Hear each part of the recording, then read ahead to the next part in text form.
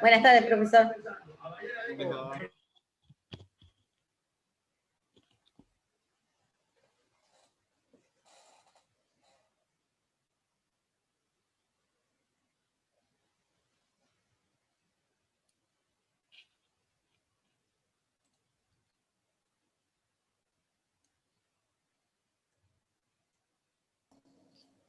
Hola, profe.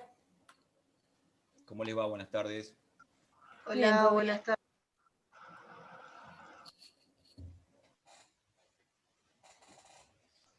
Doctor, ¿qué punto del tema de seguros vamos a ver hoy?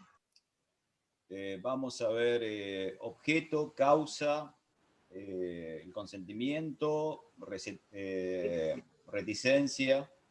Eso No subieron el material. No subieron el material. No lo subieron porque no se lo envía a Matías. Ya hablé con él y seguramente mañana se lo paso y a partir de mañana lo van a tener.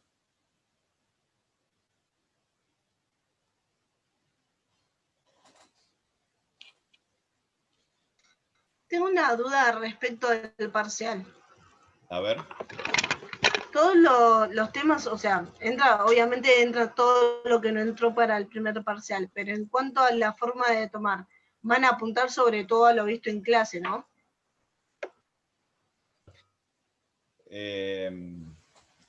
Vos lo que me querés preguntar es si el examen solamente va a consistir sobre lo que se ve en clase. Eso es lo que querés preguntar en definitiva, ¿no? Exacto.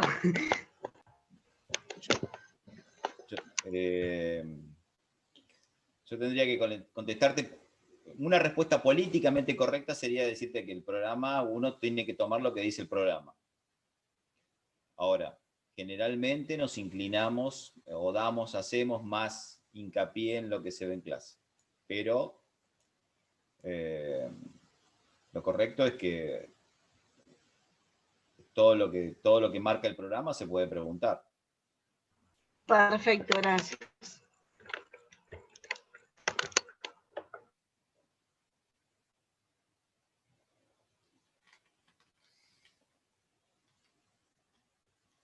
Mientras que se van sumando, se vienen sumando más alumnos. ¿Vienen leyendo? ¿Han leído algo sobre la ley de seguros? ¿Vienen leyendo?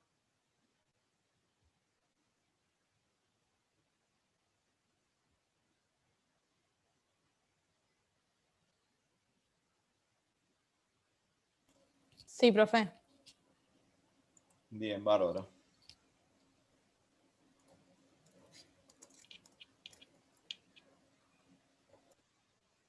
Lo que les voy a pedir es que ténganse a mano la ley de seguros, por favor. En la pantalla o con la ley. Ténganlo a mano porque vamos a ver algo de algún artículo puntual y me gustaría que ustedes lo tengan a mano.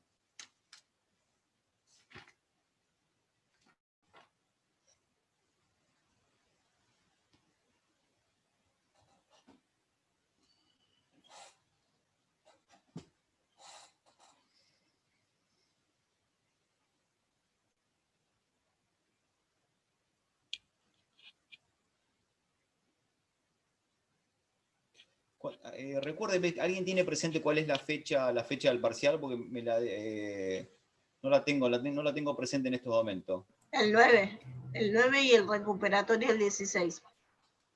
El 9 de diciembre. No, miento. No, el 9 el parcial y el 17 el recuperatorio.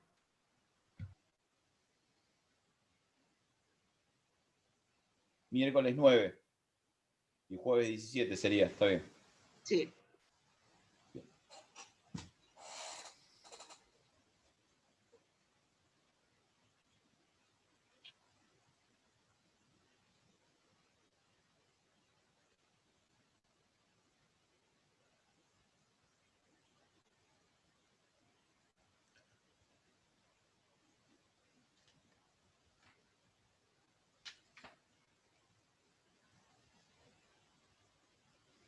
Bueno, vamos empezando y que se vayan sumando a medida que se vayan incorporando cualquier cosa, repito algún tema. Creo que el miércoles pasado habíamos visto solamente la definición del contrato de seguros. No habíamos avanzado en nada más. Y los caracteres, profe. Y los caracteres, sí. ¿Qué características tenía el contrato? Lo que nos queda por evaluar para poder hacer un verdadero análisis de la 17.418 es un poco la estructura que tiene el contrato propio de seguros. Y como todo contrato, tiene elementos particulares de cada contrato, como son el consentimiento, el objeto y la causa. Sin esos tres elementos no podemos hablar de un contrato como acto jurídico. Cuando hacemos referencia al consentimiento, en realidad estamos haciendo referencia propiamente a las partes, porque son las partes las que prestan el consentimiento. A través de, técnicamente, específicamente, una vez que es aceptada la propuesta, ahí nace a la vida el contrato de seguro. Quiere decir entonces que el consentimiento como objeto del contrato, como elemento del contrato, lo conforman las partes. El objeto del contrato está formado por el riesgo asegurable. Sin riesgo no hay posibilidad de que hablemos de contrato de seguro. Es decir, la característica fundamental que tiene el objeto en el contrato de seguros es el riesgo. Y la causa, es decir, el motivo que le da sustento al contrato, la causa del contrato, es puntualmente el interés asegurable. Quiere decir que consentimiento que prestan las partes, objeto del contrato que es el riesgo asegurable, y interés asegurable, que es el motivo del contrato. Esos tres elementos forman el contrato de seguro. Si hablamos del primero de ellos, que es el consentimiento, nos adentramos en el concepto de partes. Y ustedes habrán visto en la 17.418 que se menciona al asegurador, al asegurado, al tomador, al beneficiario. Todos estos conceptos ustedes, si leyeron la 17.418, habrán visto de que en alguna parte se menciona el concepto de asegurador, en otra de asegurado, en otra de tomador y en otra de beneficiario. Primero que los términos no son intercambiables, es decir, estas partes no son intercambiables, cada uno tiene su particularidad. Tal vez la figura más sencilla para identificar es la del asegurador. Sobre él no pesa ningún tipo de duda. Es la persona jurídica que con autorización del Estado, en este caso de la Superintendencia de Seguros de la Nación, está autorizada para realizar contratos y tomar riesgos y captar fondos de los asegurables, y ahora les menciono qué diferencia hay entre asegurable y asegurado, pero la figura del asegurador es una figura que no tiene controversia. Es la persona jurídica autorizada por el propio Estado para realizar contratos de seguro. La figura de asegurado y tomador, que es mencionada en varios artículos de la ley, pueden no coincidir en la misma persona. Porque asegurado siempre va a ser el titular del interés asegurable. Es decir, cuando en un contrato de seguro mencionamos el concepto de asegurado, es toda aquella persona que es titular del interés asegurable.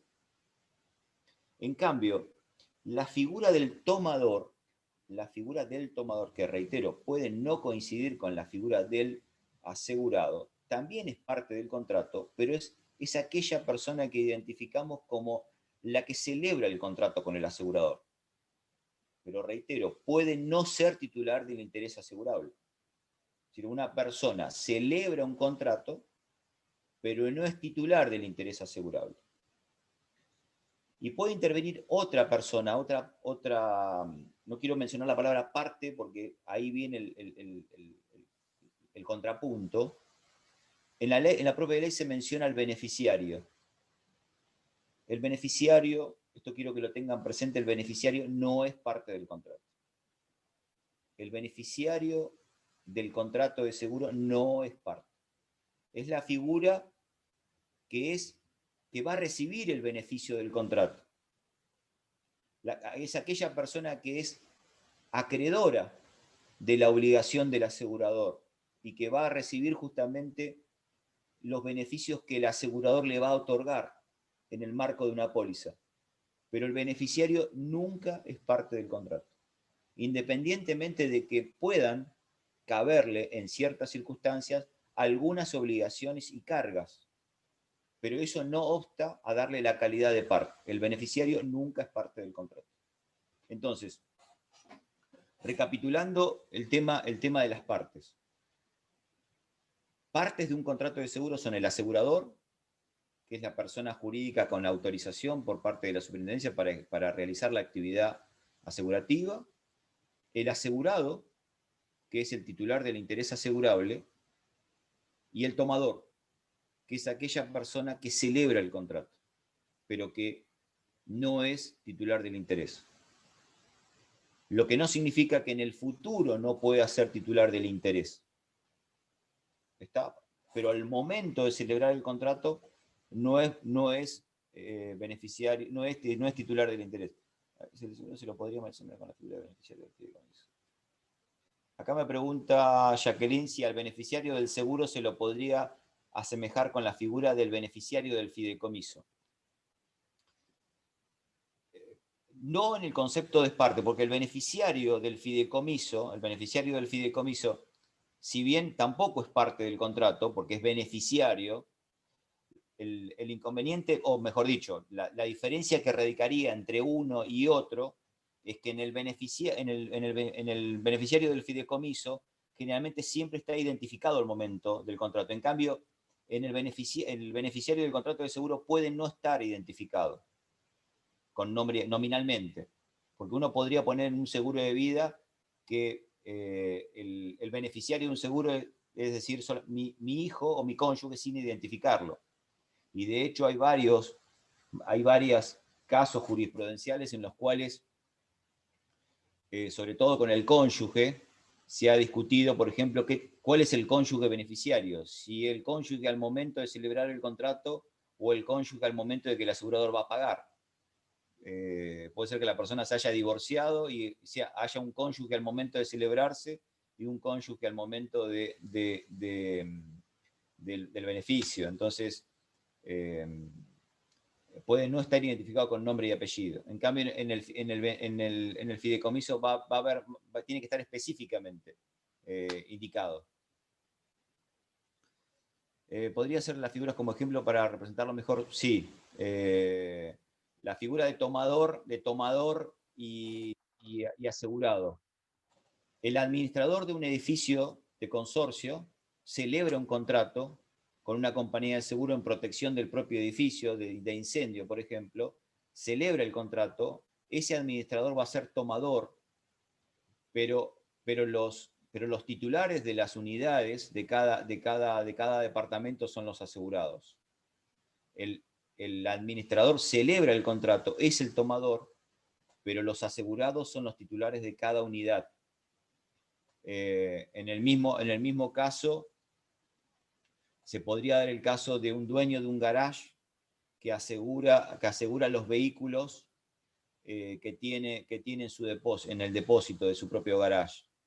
El dueño celebra y es tomador del contrato, pero no es titular del interés. El titular del interés y los asegurados serán los dueños de los vehículos. Lo mismo se da en el caso de que se asegure la mercadería, por ejemplo.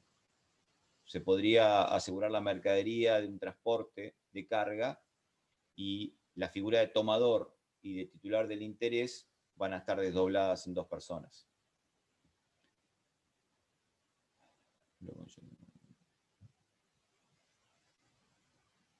Acá me pregunta, ¿el beneficiario debe estar indicado siempre, aunque sea de forma genérica, ejemplo, cónyuge, aunque no nominalmente, o puede haber contratos de seguro sin designación del beneficiario? Sí, puede haber contratos de seguro sin designación de beneficiario, y en ese caso, el beneficiario son los herederos, lo dice la propia ley.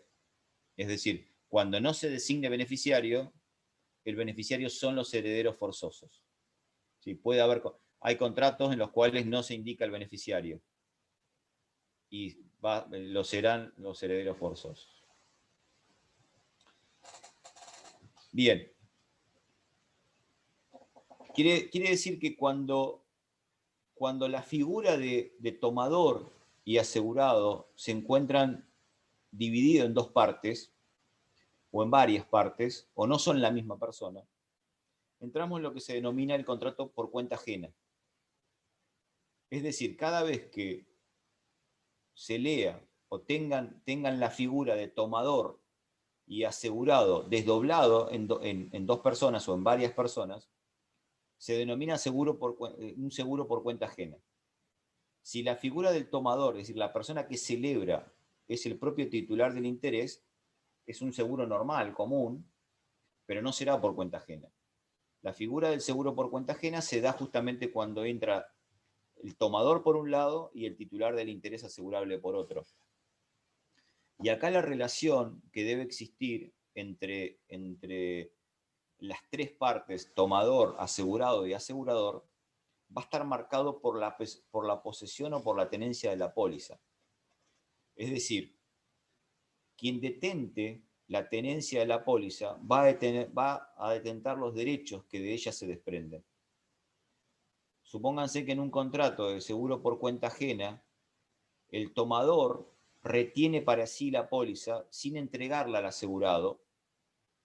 Entiéndase que este tipo de contrato se hace generalmente porque pueda existir algún otro tipo de contrato anterior o subyacente a la relación asegurativa.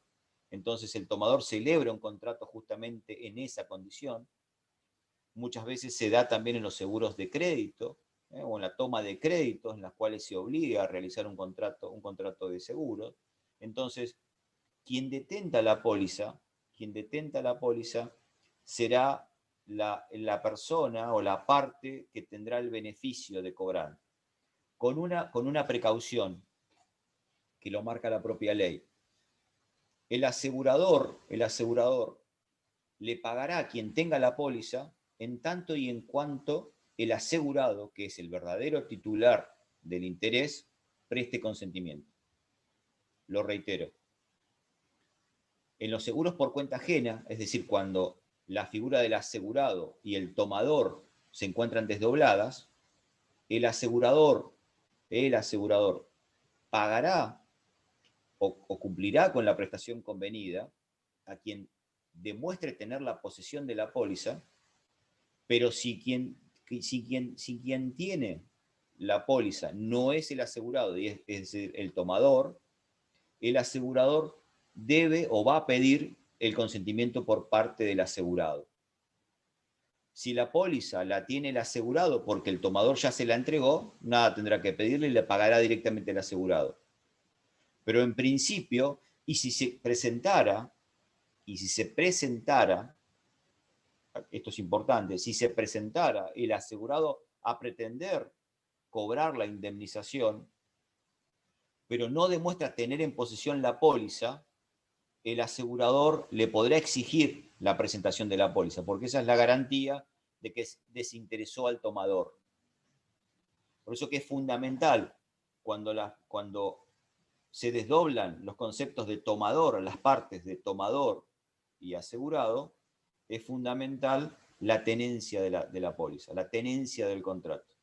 Y la relación del asegurador será con aquella persona, con aquella parte que pueda demostrar que tenga en su poder la póliza. ¿Está? Beneficiario nunca es parte del contrato. Nunca es parte del contrato. Eso con respecto al primer elemento del contrato, que es el consentimiento. Es decir, quien presta el consentimiento para el perfeccionamiento del contrato son las partes. Cuanto al segundo elemento contractual, es el objeto. El objeto de los contratos de seguro es el riesgo. El objeto del contrato de seguros es el riesgo. Y aquí, el concepto de riesgo, y esto sirve tanto para los conceptos de asegurable o asegurado o los conceptos de riesgo asegurable o riesgo asegurado. Hablamos de riesgo asegurable cuando es un riesgo en potencialidad de que pueda ser objeto de una póliza de seguros. Y riesgo asegurado es aquel que está enmarcado dentro de una póliza, es decir, ya hay contrato. Lo mismo pasa con los conceptos de asegurable y asegurado. El asegurable será aquella persona que en una etapa precontractual tiene la intención de firmar un contrato de seguro, y el asegurado es aquella persona que ya forma parte de una relación contractual. ¿Se nota la diferencia? Riesgo asegurable, riesgo asegurado, asegurable y asegurado. La diferencia se enmarca en que si hay o no hay contrato. Habiendo contrato de por medio, hablaremos de asegurado o de riesgo asegurado, y no habiendo contrato, es decir, estamos en la etapa precontractual, hablaremos de riesgo asegurable y riesgo asegurado si hay una póliza. Entonces, el objeto de los contratos, habíamos dicho que es el riesgo, y definir el riesgo, lo definimos como la contingencia, la posibilidad, la probabilidad de que un evento de connotación dañosa y de afectación patrimonial pueda afectar a una persona o a un bien determinado. Es decir, el riesgo en definitiva es la posibilidad de que un evento pueda afectar patrimonialmente un bien o una persona. Ahora, el concepto de posibilidad es un estadio intermedio entre la certeza y la imposibilidad. Es decir, para definir la posibilidad o la probabilidad, lo definimos como ese estadio intermedio entre la imposibilidad y la certeza. Porque si no se da ese estadio intermedio, no es posible de hablar de riesgo, por lo menos de riesgo asegurable o de riesgo asegurado. Si se tuviera la imposibilidad de que un evento, de que un riesgo ocurriera, no podríamos hablar de contrato de seguro. Y eso se puede dar porque no existe interés asegurable o porque el riesgo ya ocurrió. Pongo un ejemplo. Si un inmueble se incendió, ya no hay riesgo posible. Hay una imposibilidad. No es posible que ese bien sea objeto de un contrato de seguro, porque hay una imposibilidad. Y del otro lado, del mismo lado, del otro extremo de ese riesgo, de ese estadio intermedio entre certeza e imposibilidad, si tuviéramos la certeza de que algo va a ocurrir, tampoco estaríamos en presencia de un contrato de seguro. Debe haber necesariamente, como mínimo, una probabilidad, una incertidumbre con respecto, por ejemplo, no a la ocurrencia propia per se, sino al lugar o al motivo o al momento de la ocurrencia de ese riesgo. Porque en los seguros de vida, cuando cubre la vida de una persona, es claro que la persona va a fallecer en algún momento, pero esa incertidumbre se va a dar en el cuánto. La persona va a fallecer, lo que no se sabe es cuándo. Con eso ya alcanzaría justamente para cumplir ese grado de riesgo, ese grado de incertidumbre, de estadio entre la imposibilidad y la certeza. ¿Soy claro con lo que quiero decir? ¿Se entiende el concepto? Riesgo entonces es justamente ese evento dañoso de contenido patrimonial que afecta a una persona o un bien. Ahora bien, claramente, en una etapa precontractual, es decir, previo a la celebración del contrato, podemos hablar de lo que se denomina individualización del riesgo. Es decir, el riesgo se debe individualizar. El asegurable o el futuro asegurado va a tener que individualizar cuál es el riesgo que va a querer ser objeto de un contrato.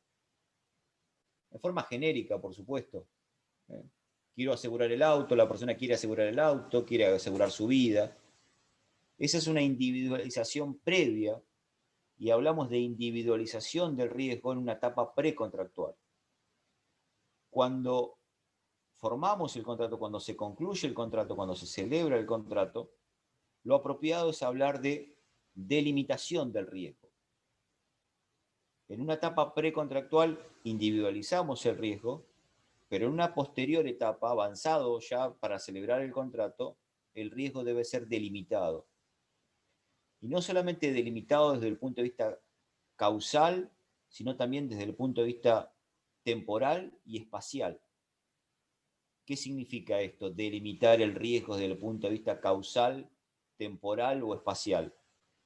Claramente el riesgo que identificamos y que delimitamos dentro de un contrato de seguro, previamente debe estar delimitado desde el punto de vista causal.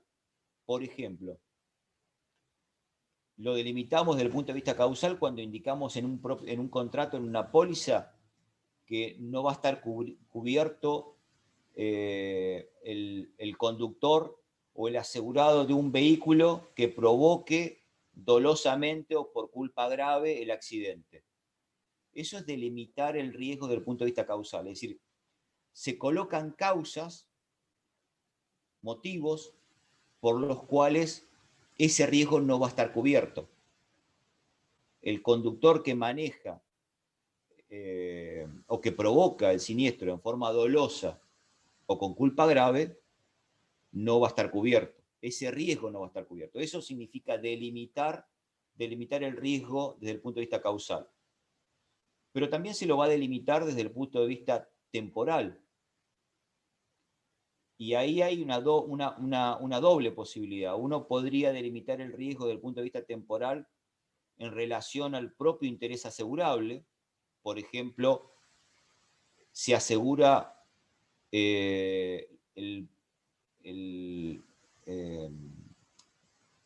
la agricultura hasta tanto se levante la cosecha, y significa que el riesgo va a estar cubierto hasta el momento en el cual se va a cosechar. O se puede delimitar el riesgo haciéndolo coincidir con la materialización del propio contrato.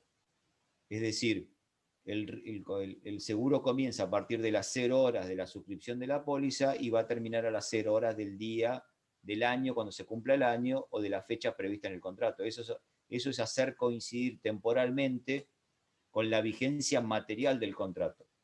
Pero no, es otra forma de delimitar el riesgo. Y también se lo va a delimitar el riesgo desde el punto de vista espacial. ¿Qué significa delimitar el riesgo desde el punto de vista espacial?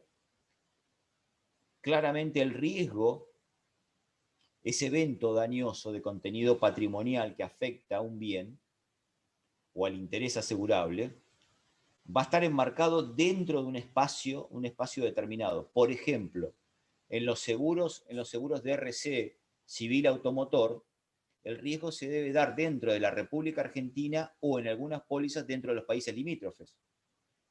O los seguros de embarcaciones se va a dar dentro del mar argentino, pero si se diera cualquier otro riesgo fuera del ámbito espacial que el riesgo está cubierto, la compañía de seguro o el asegurador nada va a responder.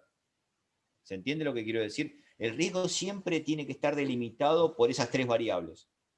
Causalmente, es decir, va a haber motivos por los cuales o causas por las cuales ese riesgo no va a estar cubierto. Temporalmente, debe haber una fecha determinada o debe haber una identificación específica por la cual el riesgo, desde el punto de vista temporal, va a estar cubierto, y debe haber un espacio en el cual el asegurado y el asegurador pactan que ese riesgo va a tener cobertura. ¿Se entiende lo que quiero decir? Es decir, la individualización del riesgo en la etapa precontractual, que simplemente se indica en términos generales cuál sería el evento dañoso que afectaría el interés asegurado del asegurado o del tomador. una vez firmado, una vez realizado el contrato, debe estar delimitado con estas tres perspectivas o ópticas que le estoy mencionando: causal, temporal y espacial. Y el último elemento que tiene todo contrato para que puedan hacer a la vida es la causa. Y en el contrato de seguro, la causa es el interés. Sin interés no hay contrato de seguro. Sin interés no hay contrato de seguro. Esos son los tres elementos fundamentales del contrato de seguro: consentimiento, objeto y causa. El consentimiento que prestan las causas, de que prestan las partes, el objeto que es el riesgo y la causa que es el interés asegurable o el interés asegurado. ¿Qué entendemos por interés asegurable? Y el interés asegurable es la relación lícita de contenido patrimonial que existe entre una persona y un bien. Esa es la definición de interés asegurable. Es decir, para que exista un contrato de seguros, debe existir el interés asegurable. Interés que no deben ustedes confundir con el de propiedad o el de dominio. Es decir, uno no tiene que ser dueño de la cosa para demostrar el interés. Son conceptos distintos. Es simplemente demostrar la relación de contenido económico. La relación. No la propiedad. No la propiedad. Si se demuestra cuál es el interés, ese bien es posible y está afectado por un riesgo, es posible que sobre ese interés pese un contrato de seguro, o se puede realizar un contrato de seguro. Tal vez aquí la aclaración... Profe, perdón. Sí, decime. ¿Me podrías repetir el interés asegurable?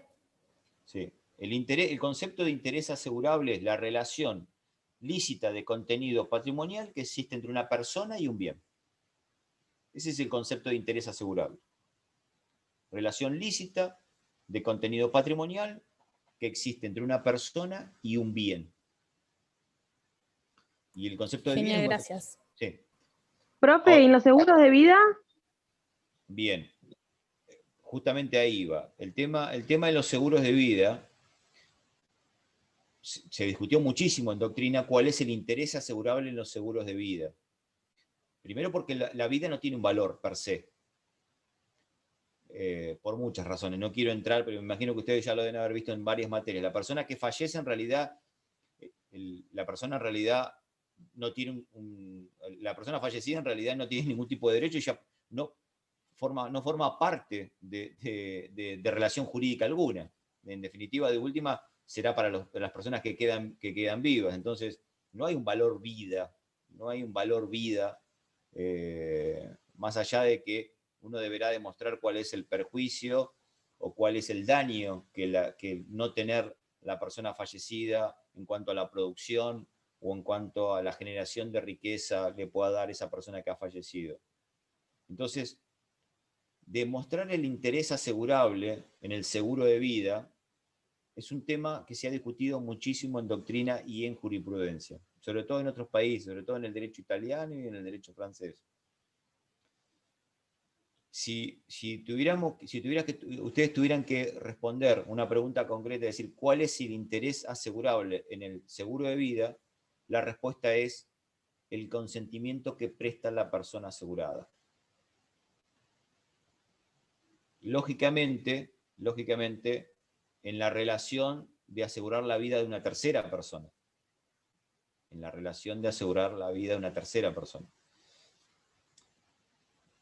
Lo importante es,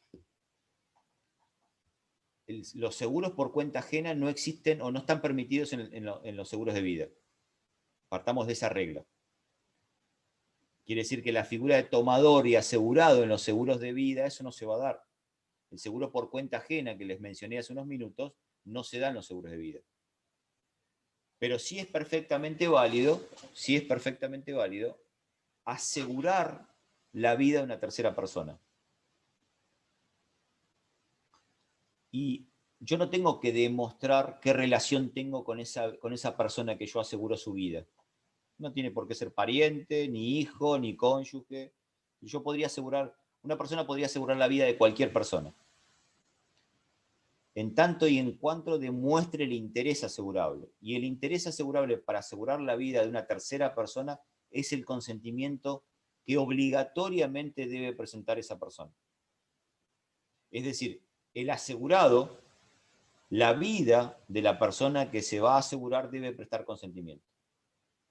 Si no presta consentimiento, no es posible asegurar la vida de una persona. En definitiva, para asegurar la vida de una persona, el interés asegurable es el consentimiento que presta el asegurado. ¿Se entiende lo que digo? El consentimiento que presta la persona que su vida va a ser asegurada es la demostración del interés asegurable. ¿Se entiende?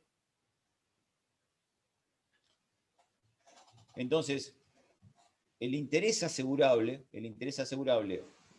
que es la relación lícita de contenido patrimonial entre una persona y un bien, es la causa del contrato. Es la causa del contrato. Sin interés asegurable, el contrato es nulo. Si no hay interés asegurable, el contrato de seguro es nulo. Hago una breve síntesis para pasar al primer instituto. El contrato de seguro, como todo contrato, tiene sus elementos estructurales: consentimiento, objeto y causa. Consentimiento que prestan las partes, el objeto que es el riesgo asegurado o asegurable, y la causa que es el interés asegurable. Con esos tres elementos conformamos el contrato de seguro.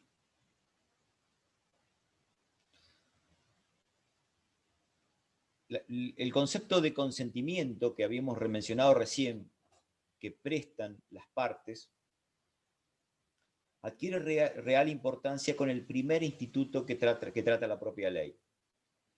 Ustedes fíjense que a partir del artículo 5, la 17.418 ya toca el primer instituto jurídico, que es el de la reticencia.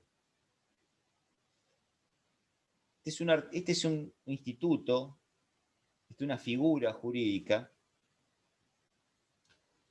que claramente está hecha en beneficio del asegurador. Esta es una figura, es un instituto que está establecida en beneficio del asegurador. Y ustedes se preguntarán por qué, tal vez si no lo han razonado. El concepto de reticencia ya existía en el viejo Código de Comercio, a partir del artículo 498 del Código de Comercio, y existe en todas las legislaciones del mundo. Y un poco el fundamento por el cual existe el Instituto de la Reticencia, y que es una figura en beneficio de la parte fuerte del contrato, que es el asegurador, es porque existe una imposibilidad material, una imposibilidad fáctica, de que el asegurador pueda evaluar el consentimiento que presta sobre los riesgos que una multiplicidad de asegurados le trae a su oficina o le trae a su parte. Es decir, la modalidad contractual hace que la contratación en masa de contratos de seguro existe una imposibilidad fáctica de verificar el verdadero estado del riesgo. Entonces, la reticencia, el Instituto de la Reticencia, lo que hace es buscar un mecanismo que permita al asegurador contrarrestar un vicio del consentimiento que presta sobre el verdadero estado del riesgo. Porque como los asegurados o los asegurables le proponen al asegurador permanentemente cobertura de riesgos, y no hay una imposibilidad fáctica, una imposibilidad de hecho de poder verificar el verdadero estado del riesgo, La reticencia lo que hace justamente es un mecanismo de defensa ante el vicio del consentimiento por parte del asegurador. Esa es la razón de ser por la cual existe el Instituto de la Reticencia en todas partes del mundo. Es un mecanismo de contralor que la ley prevé para cuando el asegurador comete o tiene, es objeto de algún vicio del consentimiento. Es decir, él cree que está asegurando un determinado riesgo y el riesgo no es el que en definitiva está asegurando. Esa es la razón de ser por la cual existe el Instituto de la Reticencia. Este es un instituto en realidad muy complejo, muy complejo. Lo primero que tengo que decir es que no es un artículo, el artículo 5 no es un artículo original como fue redactado por Alperín en el proyecto original de la década del 50. Cuando el proyecto Alperín fue elevado a la comisión revisora para presentarse al Poder Ejecutivo, la comisión revisora claramente hubo objetos de presiones, sobre todo para esa época la Asociación de Compañías Internacionales de Seguro era una asociación con mucho peso, con mucho lobby, y presionó sobre la comisión revisora para que este artículo fuera modificado, y fue modificado en partes y tal vez no tiene una redacción, la verdad, poco feliz. Pero aparte tiene la particularidad de que si a ese artículo ustedes le sacaran cualquier parte del artículo, realmente no estaríamos en presencia del Instituto de Reaseguro. Si ustedes lo tienen a mano, el artículo 5, y lo leen, fíjense que el artículo más o menos dice lo siguiente, que será reticencia toda declaración falsa o toda reticencia de circunstancias conocidas por el asegurado. No está diciendo sobre qué está tratando, porque está diciendo toda declaración falsa o toda reticencia, pero no está indicando sobre qué versa, sobre qué está versando. Y va de suyo de que la falsa declaración o reticencia tiene que versar sobre el riesgo. No lo dice el artículo. Pero no toda falsa declaración va a ser reticencia. Será reticencia solamente cuando la omisión de circunstancias o la falsa declaración versa sobre el riesgo. Porque si la falsa declaración fuera sobre cualquier otro elemento, pero que no fuera del riesgo, no será reticencia. Es decir, no lo dice el artículo, pero está haciendo referencia claramente al riesgo.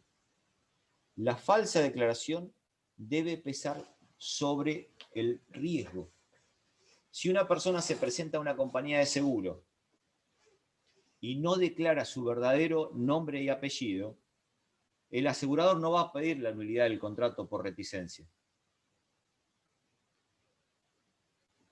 Si se equivoca en cualquier otro elemento que no sea del estado del riesgo, a un hecho de mala fe, tampoco va a ser reticencia. La reticencia solamente va a pesar sobre el riesgo que es objeto del contrato. A renglón seguido dice, esa reticencia o falsa declaración, dice, aún hechas de buena fe. Y acá el concepto de aún hechas de buena fe es un concepto bastante confuso, porque ¿cómo sería una reticencia, una falsa declaración hecha de buena fe? Es bastante difícil imaginarse una falsa declaración o una omisión de circunstancias del riesgo hechas de buena fe. No lo dice el artículo, pero esto ustedes tienen que tenerlo totalmente claro y marcárselo como regla básica. No es de reticencia lo que sin culpa se desconoce. No es reticencia lo que sin culpa se desconoce. En definitiva, para que podamos hablar de reticencia o falsa declaración, el asegurado o el tomador del seguro debe ser culpable, debe ser negligente de esa falsa declaración o esa omisión de circunstancias del riesgo. Porque reitero, no es reticencia lo que sin culpa se desconoce.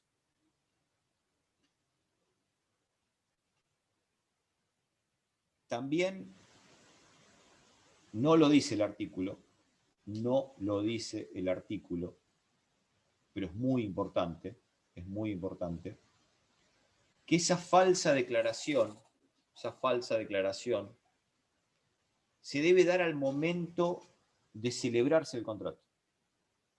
Se debe dar al momento de celebrarse el contrato, al momento de concluir el contrato. Porque si se da en un momento posterior, no podemos hablar de reticencia. No aplica la figura de la reticencia y no es posible que el asegurador plantee la nulidad del contrato o la anulación del contrato, para decirlo desde el punto de vista jurídico más correcto. Esto es muy importante. Para que se dé la figura de la reticencia, esa falsa declaración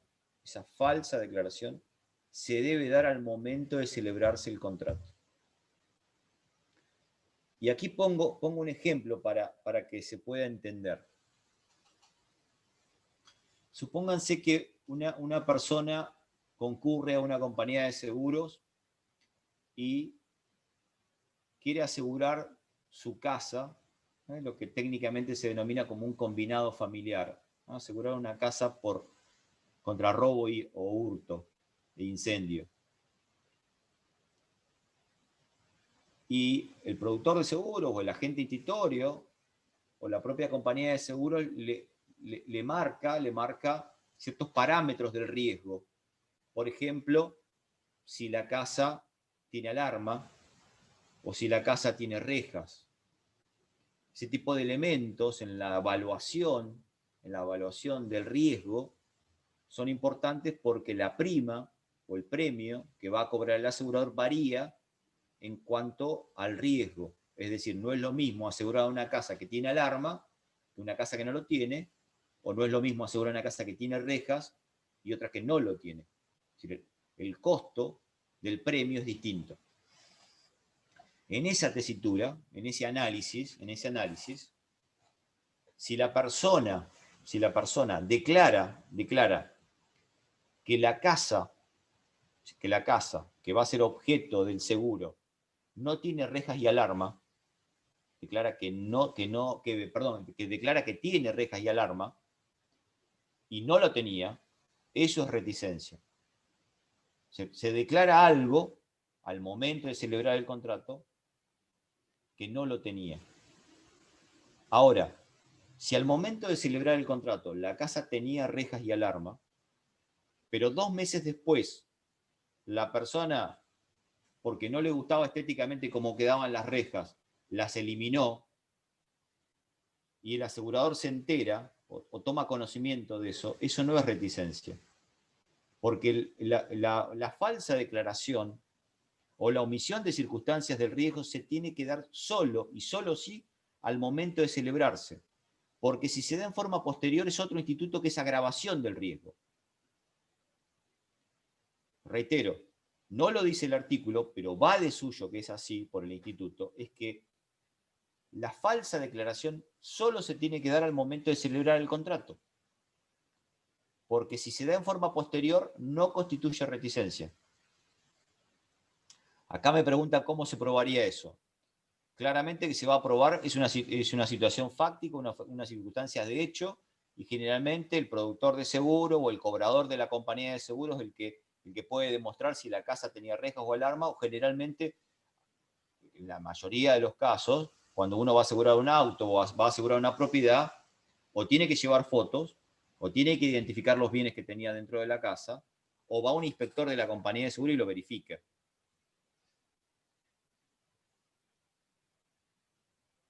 Lo otro que no dice el artículo, pero es tan importante, es que debe existir relación de causalidad, entre la falsa declaración, entre la reticencia que realiza el tomador o el asegurado y el hecho generador del riesgo del siniestro. Reitero, no lo dice el artículo, pero esto es muy importante. Para que se constituya la reticencia, debe existir relación de causalidad entre la falsa declaración o la reticencia de las circunstancias del verdadero estado del riesgo y el hecho generador de responsabilidad o el hecho generador que da motivo a que el asegurador cumpla con su prestación convenida. ¿Se entiende lo que digo? Les pongo un ejemplo de esa relación de causalidad. Si una persona comete reticencia, es decir, no declara falsamente su verdadero estado de salud, es decir, no declara, por ejemplo, que tiene una enfermedad sabiendo que lo tiene, o no habiendo tomado todas las medidas necesarias de chequeos médicos para verificar si su declaración de no tener enfermedades es correcto, es decir, declara falsamente, sabiendo que tiene una enfermedad,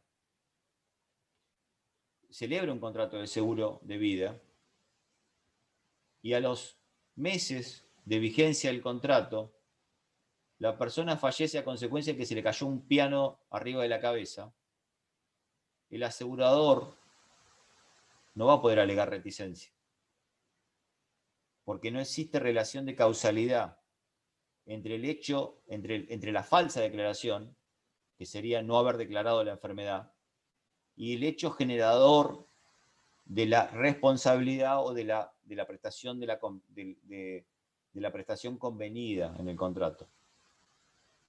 Es decir, para que sea reticencia, para que el asegurador pueda alegar reticencia, la persona tiene que fallecer a consecuencia de esa enfermedad. ¿Se entiende lo que digo? El artículo no lo dice,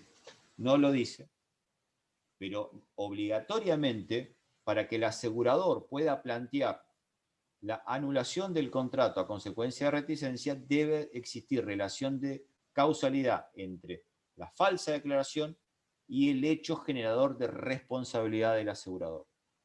Si lo que se declaró falsamente es una enfermedad, para que el asegurador se libere a consecuencia de la reticencia, la persona tiene que fallecer a consecuencia de eso. ¿Se entiende? El artículo sigue diciendo que a juicio de peritos, fíjense qué importante que es esto, dice que a juicio de peritos, si ustedes lo leen el artículo, dice que a juicio de peritos hubiera hecho que el asegurador no hubiera celebrado el contrato o hubiera modificado sus condiciones. Esto nos está indicando dos cosas, esa pequeña frase que dice que a juicio de peritos.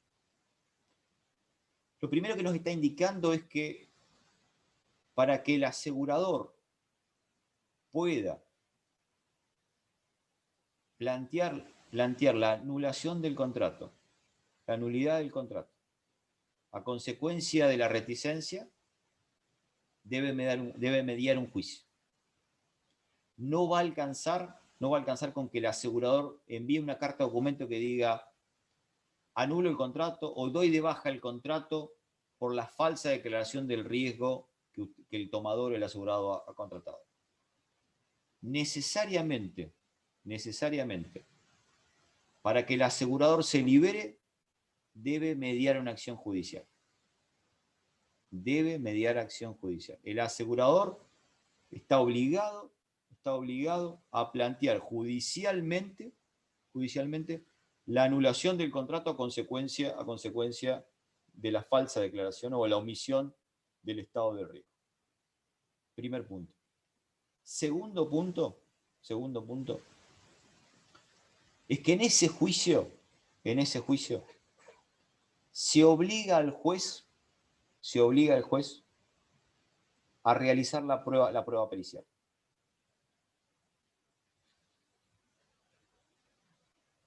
Si ustedes tuvieran que indicar alguna excepción a las reglas de la sana crítica, este sería uno. Porque este es un juicio en el cual se obliga, en forma imperativa, al juez de la causa debe realizar prueba pericial, en la cual se va a demostrar que el verdadero estado del riesgo haya modificado o haya indicado que el asegurador lo va a celebrar en otras condiciones. Esa prueba actuarial, esa prueba pericial que está obligado el juez, lógicamente no va a obligar en el sentido al juez de dictar una sentencia a su real saber y entender. Lo que no puede evitar en ese juicio es que exista prueba pericial. Y en eso toda la doctrina y toda la jurisprudencia es totalmente uniforme. No van a encontrar casos jurisprudenciales en los cuales se contradiga esto. Para que se pida la nulidad del contrato, debe mediar un juicio, y en ese juicio tiene que haber prueba pericial. Prueba pericial.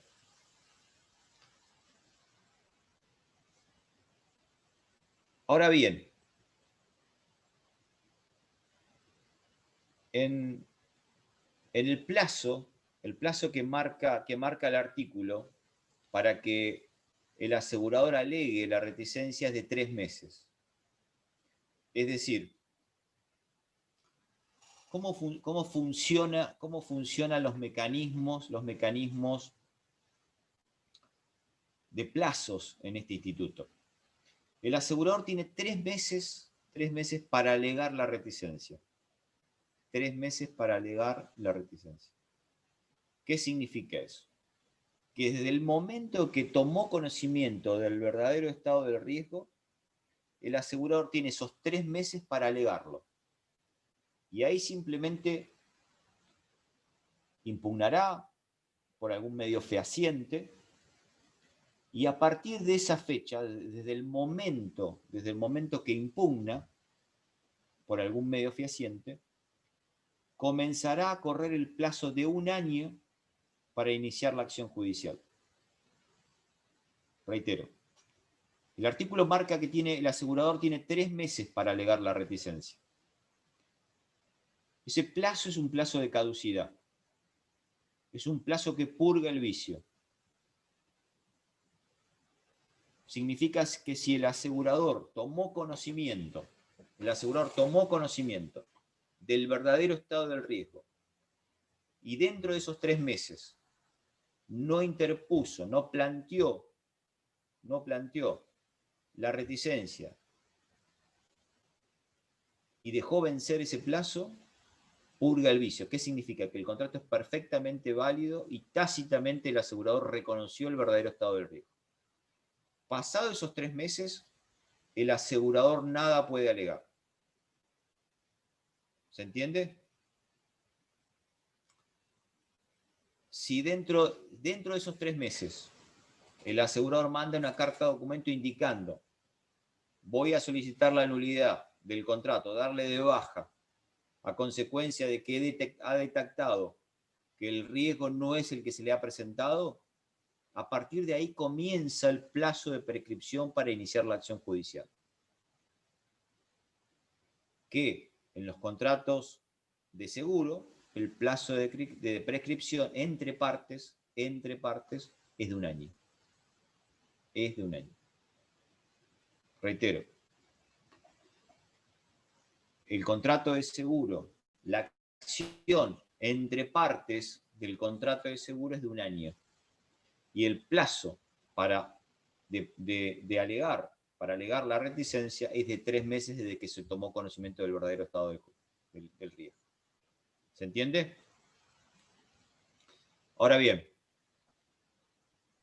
La reticencia y el plazo de prescripción es para todos los tipos de seguros igual, ¿no? el plazo de prescripción de la acción para todos. Es una regla de que figura en la propia ley de seguro. Entre partes, la prescripción de la acción prescribe al año. Entre partes. Entre asegurado, si tuviera, supónganse que al asegurado le robaron el auto. Y reclama que le paguen el auto, intercambio de cartas de documento. El plazo de prescripción de acción que tiene el asegurado contra el asegurador prescribe al año.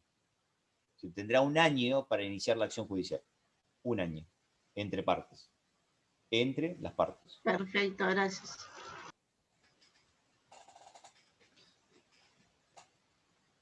Hay el otro tema que merece una explicación porque es necesario entender cómo funciona en la práctica, es que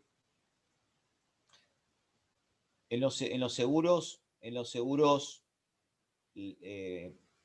cualquier tipo de seguros patrimoniales o de personas, y si se comete reticencia, si hay algún tipo de alteración, de modificación o de omisión del riesgo, el asegurador tiene derecho a solicitar su nulidad o solicitar la anulación del contrato a través del juicio, como les mencioné recién. Si fuera de buena fe, si no hubiera, fuera el actuar del asegurado o del tomador fuera culposo, existe una regla que es que el asegurador se va a quedar con la prima cobrada y en caso de que fuera doloso, se puede quedar con todo el contrato, con las primas todavía que aún no están vencidas. Pero, en los seguros de vida, se puede obligar al asegurador a continuar con el contrato. Se puede obligar al asegurador a continuar con el contrato. Es un caso especial que se da solamente para los seguros de vida y siempre y cuando no hubiera un accionar doloso por parte del asegurado. Pero se deben dar tres reglas básicas para que se pueda continuar con el contrato, para que el asegurador se lo pueda obligar a continuar con el contrato. Primero, que fuera reajustable, que el contrato pueda ser reajustable. Segundo, que sea perjudicial la rescisión del contrato o la anulación del contrato para el asegurado. Y tercero, y más importante, y tal vez el que merece mayor explicación, como dice la ley, es que el verdadero estado del riesgo forme parte de la actividad comercial del asegurador. Si se dan esas tres condiciones, se podría obligar al asegurador a continuar con el contrato de seguro por más que pese reticencia, por más que exista una diferencia con el verdadero estado del riesgo. Profe, Sí, ¿puede repetir las tres reglas, por favor? sí. Se da la particularidad que en los seguros de vida hay una excepción que existe la posibilidad de obligar al asegurador a continuar con el contrato.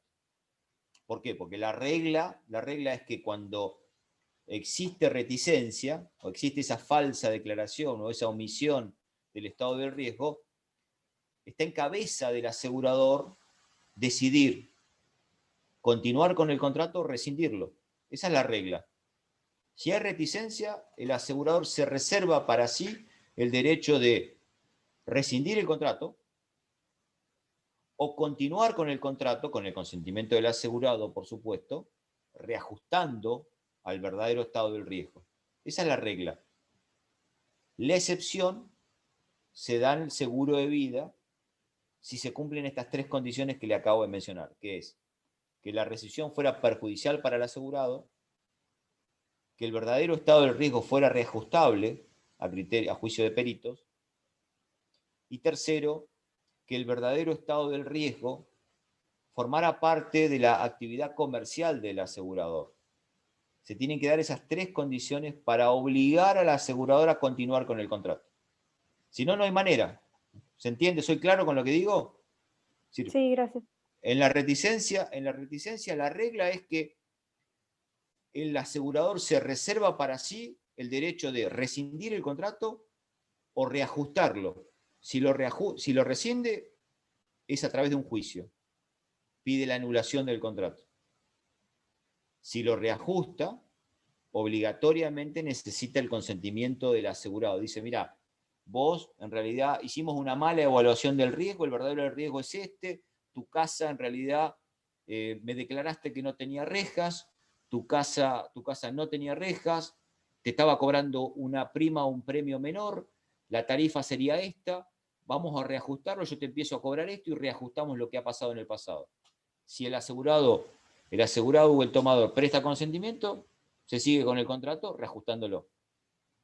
Pero esa facultad se la reserva siempre el asegurador. Es el asegurador que decide si rescinde o continúa con el contrato. Pero en los seguros de vida se invierte esa facultad y se puede obligar al asegurador a continuar con el contrato. ¿Y esto por qué se da? Se da porque primero la característica que tienen los seguros de vida son los que se denominan seguros de long time, es decir, de largo tiempo. Entonces un seguro de vida dura años, muchos años. Y ustedes, por una cuestión lógica, se darán cuenta que los seguros de vida que duran muchos años, trabajan con un sistema de prima nivelada, lo que en la industria del seguro se denomina de prima nivelada. Significa que uno empieza a pagar un valor de prima, de premio, que se mantiene en el tiempo. Y es por esa razón, que no es lo mismo asegurar la vida de una persona que tiene 30 años que asegurar la vida de uno que tiene 60. Claramente, una persona que concurre a una compañía de seguros teniendo 30 años va a pagar una prima mucho menor que la que pagaría una persona de 60 años. Porque el riesgo será mucho mayor para una persona de 60 años que para una de 30. Es una cuestión lógica. Entonces, como trabaja en primas niveladas, el perjuicio que va a tener el asegurado sería demostrando que el contrato ya tenía muchos años de vigencia y si se le anula el contrato, volverse a asegurar con otra compañía de seguros va a tener un perjuicio económico para esa persona. El perjuicio se va a demostrar demostrando la cantidad de años que tenía ese contrato. ¿Se entiende? Primer requisito. Demostrar que la anulación del contrato va a ser perjudicial para el asegurado. Segundo punto es que puede ser objeto de reajuste. Y por eso es que el artículo menciona también el concepto de ajuicio de peritos, porque la prueba pericial que se necesita es la actuarial. Es decir, los actuarios, los peritos actuarios, son los profesionales que dentro de la compañía de seguro evalúan la prima o la cotización o el premio que va a cobrar el asegurador a consecuencia del riesgo que está cubriendo. Entonces, de acuerdo al verdadero estado del riesgo, los peritos actuarios deberán fijar si es posible realizar un reajuste de prima. Y el tercer requisito que se debe dar para poder obligar al asegurador a continuar con el contrato es que el verdadero estado del riesgo forme parte de la actividad comercial del asegurador. Y hay ¿Cómo sería esto? ¿Cómo funcionaría? Les pongo un ejemplo. Supónganse que una persona que va a asegurar su vida y no declara que practica actividades náuticas, buceo, o no practica el atletismo, o algún tipo de deporte riesgoso. No lo declara. Supónganse que no declara que practica por hobby paracaidismo. Para poder obligar al asegurador, a continuar con el contrato, se va a tener que demostrar que el verdadero estado del riesgo, que sería ¿cuál? Que el asegurado practica el atletismo o paracaidismo, esa actividad está cubierta por el asegurador. ¿Se entiende lo que digo? Cuando una persona va a asegurar su vida, independientemente del examen médico que se le hace, la evaluación, el cuestionario de salud, también se le hace no una investigación, sino se le obliga a completar una serie de preguntas en las cuales se le indica cuáles son los hobbies, qué deporte practica, qué actividades realiza, porque claramente no es lo mismo asegurar la vida de un bombero, de un policía, de una persona que es piloto civil. No es lo mismo asegurar una persona que por hobby practica alguna actividad riesgosa, porque lógicamente la prima que va a cobrar la compañía de seguros será mayor.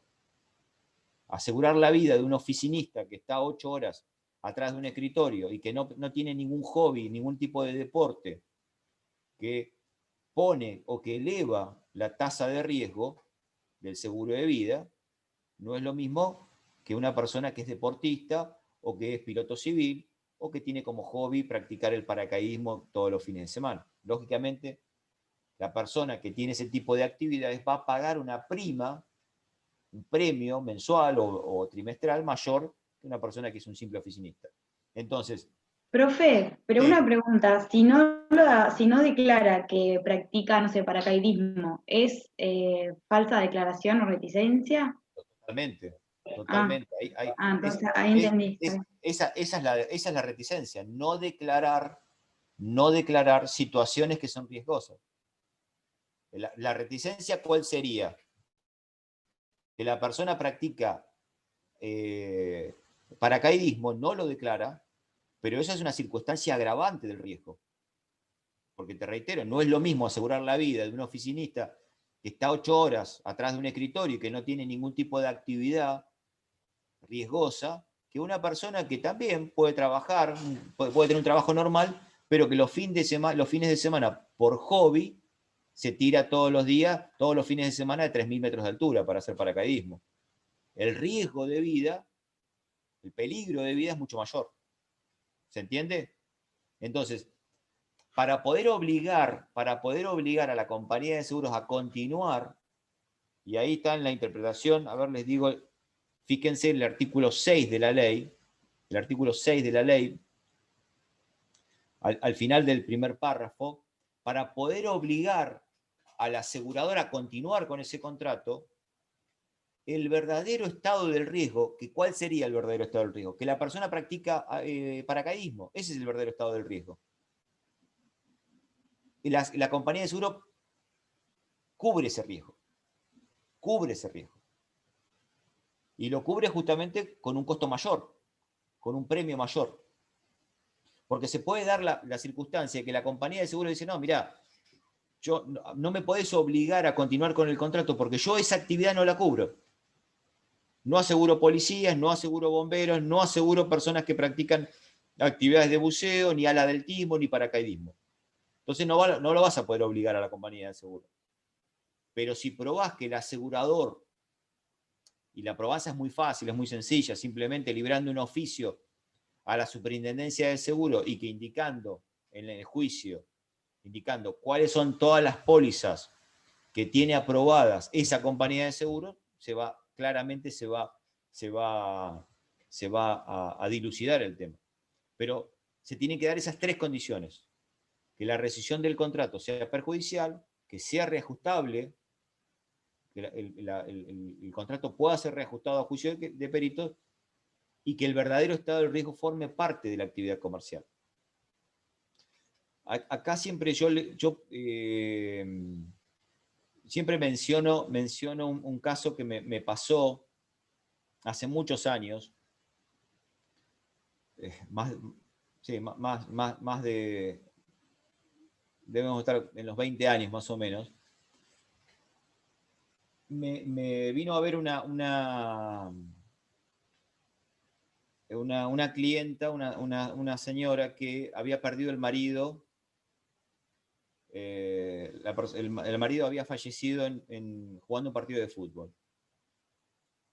El caso fue bastante conocido acá en Mar del Plata porque fue un jugador de acá del campeonato de primera de fútbol de Mar del Plata.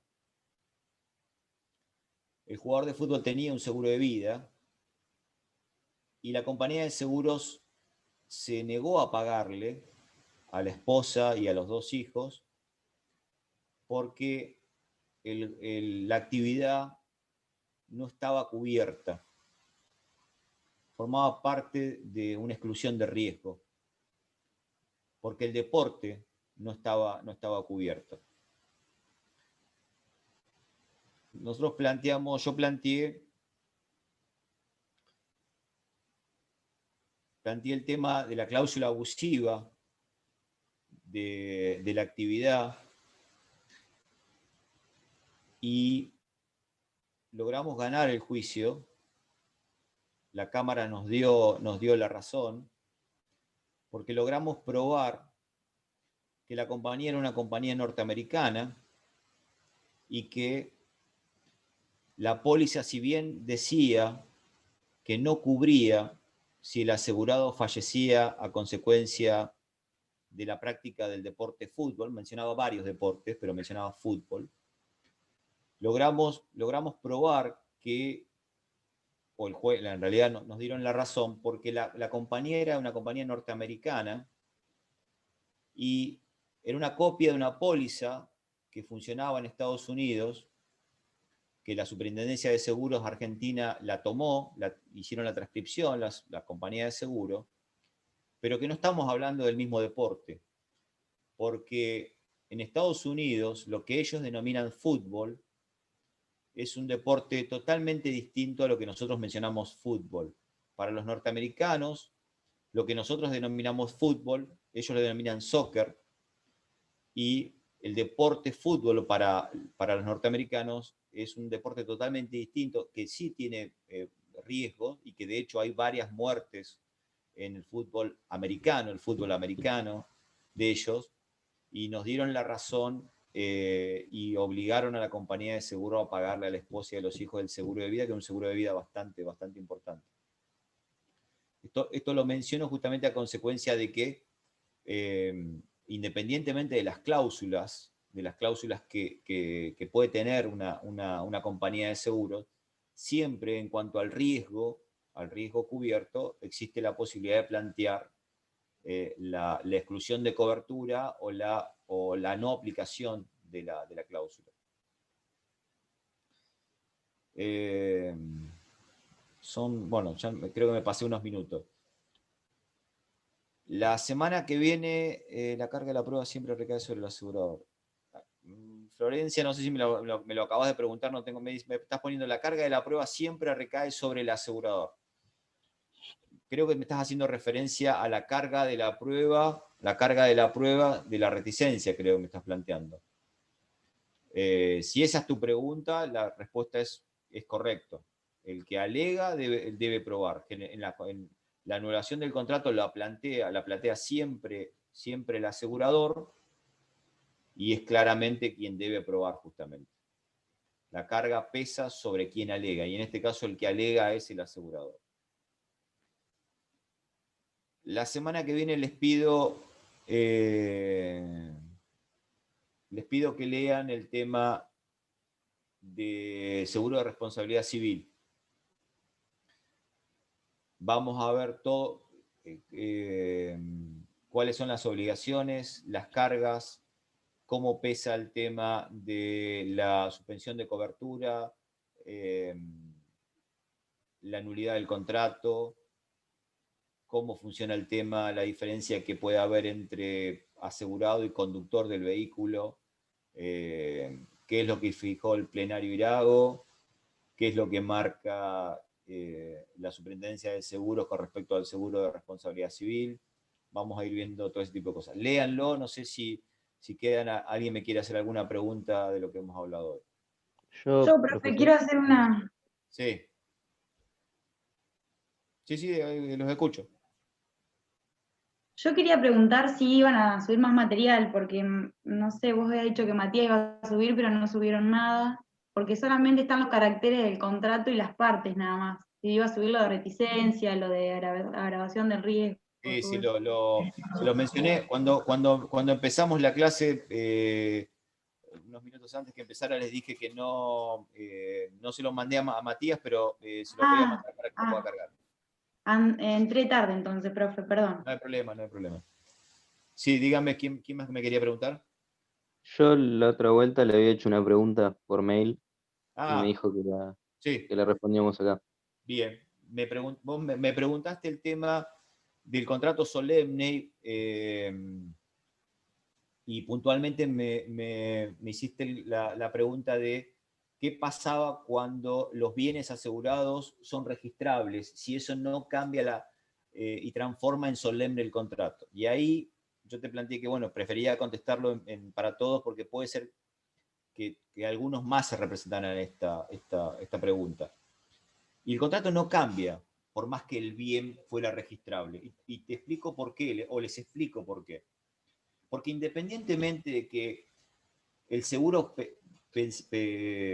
recayera sobre un bien registrable, por ejemplo, un auto, o asegurar, por ejemplo, una empresa, o asegurar un inmueble que también tiene solemnidad para adquirirse, el seguro no adquiere solemnidad, porque no estamos registrando absolutamente nada. Yo aseguro, de hecho, cualquiera de ustedes que asegura un auto, el auto es el clásico ejemplo de bien registrable. Y no hay solemnidad para asegurar el auto, porque sobre él no pesa solemnidad alguna para asegurarlo, porque como les dije, para asegurar uno tiene que demostrar solamente el interés asegurable, y el interés asegurable es solamente la relación económica, que no tiene que confundirse con el de propiedad. Los bienes que son registrables, los bienes inmuebles o los bienes muebles registrables, como puede ser un auto, o como puede ser una cosecha, o como puede ser un avión, o como puede ser un caballo de carrera, que tienen una solemnidad en cuanto a su registración, son solemnes, esos actos jurídicos son solemnes, porque adquieren el derecho de propiedad y de dominio. Pero en el seguro, como es una actividad meramente de conservación y de administración, no se adquiere ningún tipo de derecho.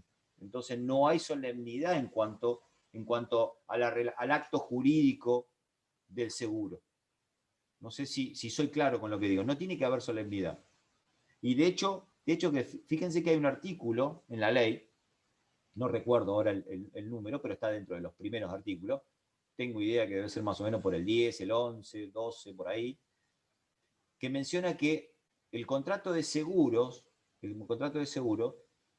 debe ser probado por escrito, pero habiendo principio de prueba por escrito, cualquier otro medio puede ser probado. Y es el clásico ejemplo de que uno no tiene la póliza, no tiene la materialidad del contrato, pero sí lo que tiene, por ejemplo, es el recibo del productor de seguro. Eso es un principio de prueba por escrito.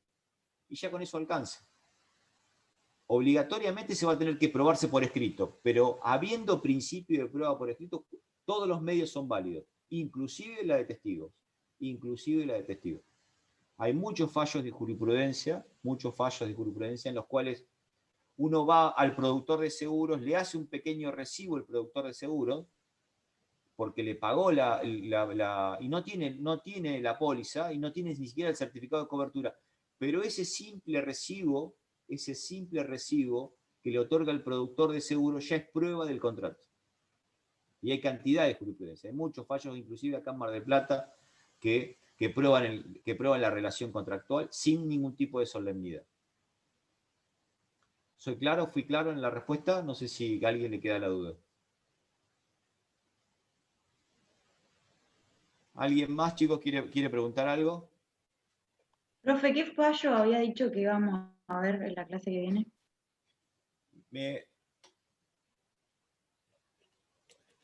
La materia de seguros tiene, a diferencia de otras materias, tiene varios fallos plenarios. No, por supuesto no lo vamos a ver todos, pero hay un fallo plenario bastante viejo, que es el plenario Irago, que es un fallo en el cual fue el primer fallo de la Cámara Civil y Comercial de Capital Federal, de toda la Cámara, porque justamente por eso es plenario, toda la Cámara en conjunto falló de esta manera, adhirió, en el cual se estableció, fue el primer fallo en el cual se estableció que se asimilaba la figura del conductor a la del asegurado. Para los que tienen vehículo, o para los que están en la actividad, porque trabajan en algún estudio jurídico, o para los que están en tribunales, habrán visto que es muy común, o se tiene por aceptado, que se puede entablar un juicio simplemente notificándole al conductor y que no es necesario interponer la demanda contra el asegurado. ¿Alguno lo tiene claro eso? ¿Alguien lo tiene eso claro? Para los que están en la profesión o para los que trabajan en un estudio o para los que están en tribunales saben de lo que estoy hablando. Cuando uno inicia una acción de daños y perjuicio y va a citar en garantía a la compañía de seguros, al asegurador, no es necesario entablar la demanda contra el asegurado, sino que simplemente alcanza contraer a juicio al conductor, cuando el conductor no es el propio asegurado. Eso se desprende del plenario Irago. El plenario Irago estableció que alcanzaba solamente contraer a juicio al conductor y que no era necesario traer al asegurado. Pero de ese plenario Irago hubo varias interpretaciones, varias doctrinas, varias jurisprudencia, porque eso no es una traspolación tan sencilla para otras actividades. Por ejemplo, ¿qué pasa cuando el conductor del vehículo comete en forma dolosa o con culpa grave el accidente? ¿Es asimilable a la figura del asegurado? Es decir, la traspolación del plenario Irago no se puede hacer en forma tan lineal. Un poco me adelanto a lo que vamos a comentar la clase que viene.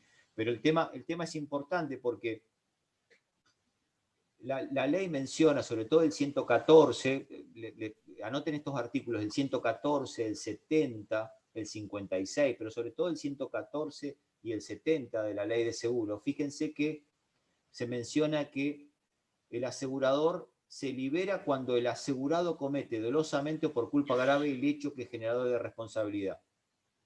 Pero está haciendo referencia a la figura del asegurado.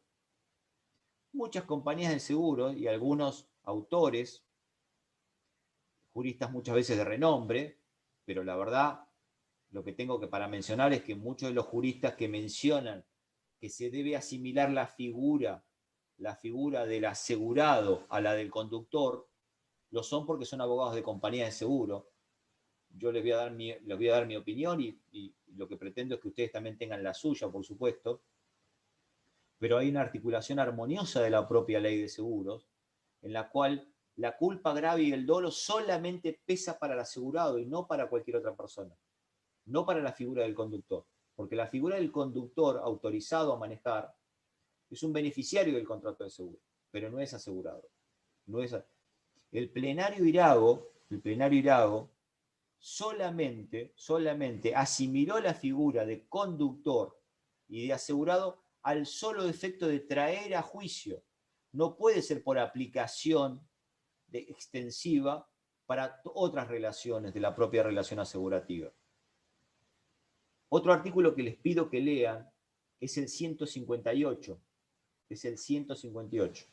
Para la semana que viene, lean el 70, el 114 y el 158. Y ustedes van a ver, y ahí les pido que ustedes formen su propia opinión, el 158 marca los artículos que son de orden público. Artículos en los cuales, unos pocos artículos en los cuales son de orden público y ni siquiera las partes de común acuerdo las pueden modificar. Después hay una gran cantidad de artículos que pueden solamente modificarse, pero en beneficio del asegurado. Y el 114 es un artículo que solo puede ser modificado en beneficio del asegurado. Pretender asimilar la figura del conductor a la del asegurado cuando el conductor comete por culpa grave, por ejemplo, manejaba ebrio y atropelló a una persona, y el asegurador pretender liberarse por eso, perjudica al asegurado. Y eso justamente, claramente, no está permitido. La Suprema Corte de la Provincia de Buenos Aires, ese es el criterio que tiene la Corte de la Provincia de Buenos Aires, la Suprema Corte de la Provincia de Buenos Aires. Prima sobre eso el 158. Sobre eso vamos a hablar la semana que viene. Así que vayan leyendo esos artículos, por favor. ¿Les parece? No sé si tienen alguna consulta más. Gracias, profe. Listo, nos vemos el Chao, miércoles. gracias. Hasta luego. Chao, doctor, gracias.